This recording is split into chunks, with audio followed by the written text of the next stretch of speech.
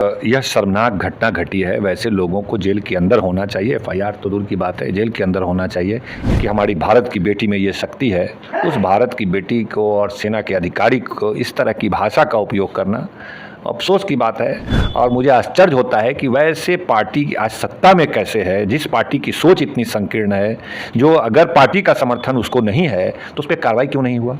OBC को कभी चेहरा को आगे कर दिया, कभी नीतीश कुमार जैसे आदमी को अपने आगे कर करके वो चुनाव जीत लेते हैं, कभी रामविलास पासवान दलित नेता को किसी को आगे कर देते हैं, कभी जीतन राम मांझी को, सबको उपयोग कर करके। ओबीसी में भी बड़ी संख्या ऐसी है जो भाजपा को कभी पसंद नहीं किया, उसको चिमटे से भी छूना पसंद नहीं किया, क्योंकि ये ओबीसी और दलित आदिवासी की विरोधी मानसिकता की उपज है भारतीय जनता पार्टी। उदाहरण से चपरासी ने भी अच्छा व्यवहार नहीं किया, उनको पानी कोई पिलाने को नहीं देता था, उनको जो फाइल होता था वो उनके टेबल पे ठीक से नहीं रखता था, फेंक के दिया जाता था, टच ना हो जाए। तो ये जो विचारधारा है ना, वही बीजेपी अपना चाहती है। तो विचारधारा के लोग एक जगह जमा हो गए, वो भाजपा है।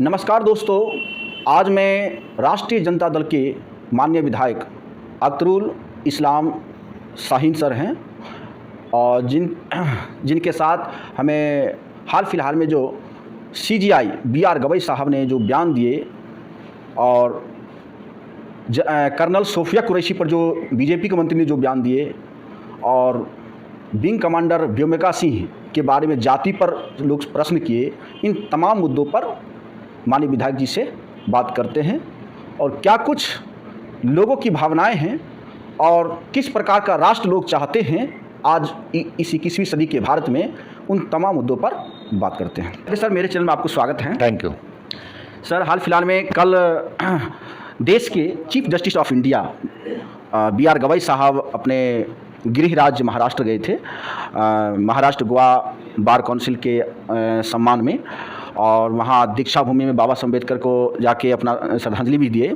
उस दौरान उन्होंने कहे कि जब मैं अपने गृह राज्य आया हूँ तो मेरे आसपास ना कोई पुलिस महानिदेशक या पुलिस आयुक्त या किसी प्रकार का प्रोटोकॉल का ध्यान नहीं दिया गया है। उन्होंने अपने भाषण के दौरान चिंता व्यक्त किए हैं, देश का बहुत बड़ा मसला है। क्या लगता है कि आज देश के दलित समुदाय से बिलोंग्स करने वाले बीआर गवई साहब हैं, जिसके कारण महाराष्ट्र में बीजेपी की सरकार है जो सुरक्षा देने में अपने आप को अच्छा नहीं समझा? देखिए, बहुत गंभीर सवाल यह है और भारत के चीफ जस्टिस ऑफ इंडिया कितना बड़ा पद है। जिस तरह भारत के राष्ट्रपति का, भारत के प्रधानमंत्री का, उसी तरह चीफ जस्टिस ऑफ इंडिया उनका उसी समकक्ष कहा जा सकता है कि एक पद है, न्यायपालिका का सबसे प्रमुख व्यक्ति। हाँ, तो सर्वोच्च पद पे वो हैं और उनके साथ इस तरह का व्यवहार, तो समझिए भाजपा वहाँ पर भाजपा शासित राज्य है और भाजपा की जो विचारधारा है वह विचारधारा उसको यह पच नहीं सकता है कि भाई एक दलित समाज का लोग इतने बड़े पद पर है, अंबेडकर जी को मानने वाला लोग इस पद पर है। तो भाजपा तो मूलतः एक ब्राह्मणवादी जो सोच है, जो मनुवादी जो एक सोच है, उसी के एक राजनीतिक पार्टी के रूप में वह काम करती है। उसी विचारधारा को कि मनुवाद की स्थापना कैसे हो, ब्राह्मणवाद की स्थापना कैसे हो, इसी लक्ष्य को लेकर के ये आरएसएस, ये भाजपा जैसी पार्टी बनी और वो सत्ता में है और वो देख रहा है कि ये दलित समाज के लोग, जिसके बारे में उनका नज़रिया कुछ और है, मनुवाद के हिसाब से, ब्राह्मणवाद के हिसाब से, तो ऐसे लोग के अनुसार क्या नज़रिया है कि दलित अगर हैं तो जज नहीं बने, राष्ट्रपति नहीं बने, प्रधानमंत्री नहीं बने, जो जिस जाति का उस जाति के हिसाब से रहे सही, वही उनका नज़रिया है। देखिए, अब बाबा साहब अम्बेडकर को याद कीजिए कि बाबा साहब अम्बेडकर इतने विद्वान थे और पूरी दुनिया से, पूरे भारत में कह सकते हैं कि उस वक्त इतने बड़े विद्वान कोई नहीं थे।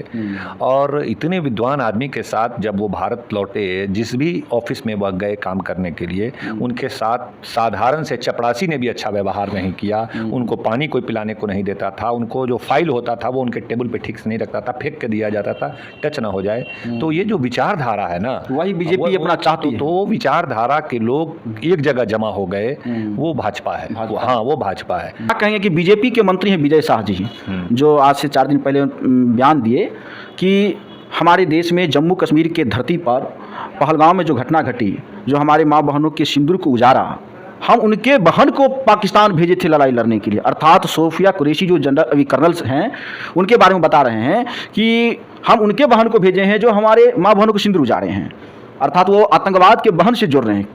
और जब इस प्रकार की घटना हुई तो माननीय हाईकोर्ट के निर्देशानुसार उन पर केस करने का एफआईआर हुआ, फिर भी बीजेपी उन्हें पार्टी से तो नहीं निकाला, मंत्री पद से भी नहीं निकाला।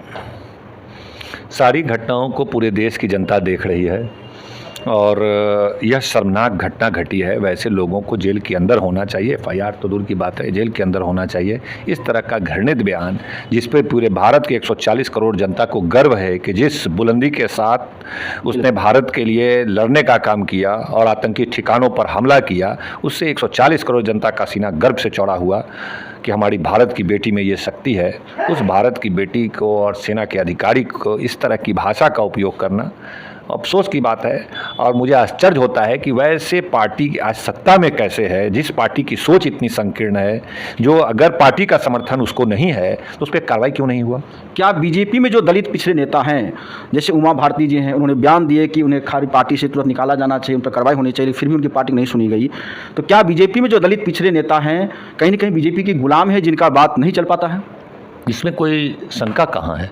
भारतीय जनता पार्टी मनुवादी पार्टी है, जो सामंतवादी पार्टी है, ब्राह्मणवादी विचार की पार्टी है। उसमें तो यूज़ करने के लिए पॉलिटिक्स में सब जाति बिरादरी को रखना व्यवस्था है उनकी, तो कुछ लोगों को रखा, लेकिन उसका वो पार्टी में वो सम्मान कहाँ है? पार्टी में कहाँ? वो पार्टी तो उसका संचालन तो संघ परिवार से होता है। संघ परिवार में कोई दलित है क्या? कोई आदिवासी है क्या? कोई ओबीसी में है क्या? आज तक संघ संचालक 100 साल से है, नहीं बना तो कोई बना है क्या?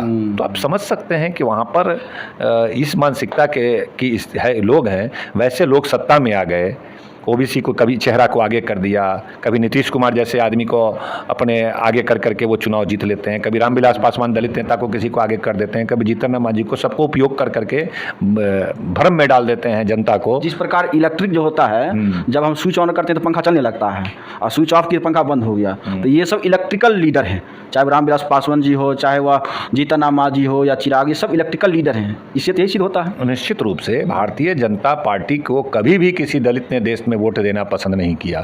इवन ओबीसी में भी बड़ी संख्या ऐसी है जो भाजपा को कभी पसंद नहीं किया, उसको चिमटे से भी छूना पसंद नहीं किया, क्योंकि ये ओबीसी और दलित आदिवासी की विरोधी मानसिकता की उपज है भारतीय जनता पार्टी, और वही पार्टी है। लेकिन बीजेपी को लेकिन उन लोगों ने एक षड्यंत्र किया। जब देखा कि दलित ओबीसी हमारे साथ नहीं आ रहे हैं, तो दलितों के नेताओं को अपने पार्टी में करके उसको आगे करो। उसी परिणाम स्वरूप नीतीश को, जब लालू प्रसाद से वो लड़ नहीं सके कभी, तो नीतीश कुमार को आगे कर दिया कि ताकि दलित अति पिछड़े समाज में कुछ भ्रम पैदा हो, कुछ नीतीश कुमार का चेहरा देख के आ जाए। फिर दलित का देखा, दलित का नहीं आ रहा है, तो रामविलास पासवान जैसे लोग को आगे कर दिया कि उनको देख करके कुछ लोग आ जाए। जीतन राम मांझी को कर दिया, कभी शरद यादव जी को कर दिया, कभी कहीं कर दिया, कहीं जॉर्ज फर्नांडिस को कर दिया। वरना आज से 20 साल 25 साल पीछे चले जाइए तो एक भी दलित पूरे देश में, एक भी आदिवासी, इवन ओबीसी समाज का भी भाजपा को पसंद नहीं किया। जानता है कि ये मनुवादी और ब्राह्मणवादी सोच के लोग हैं, ये कभी दलित ओबीसी के पक्ष में ये लोग नहीं रहते हैं। तो आज भी स्थिति वही है। आज भी भाजपा में उमा भारती हो, कोई हो, उनको वो सम्मान नहीं है, वो निर्णायक जगह पे नहीं है।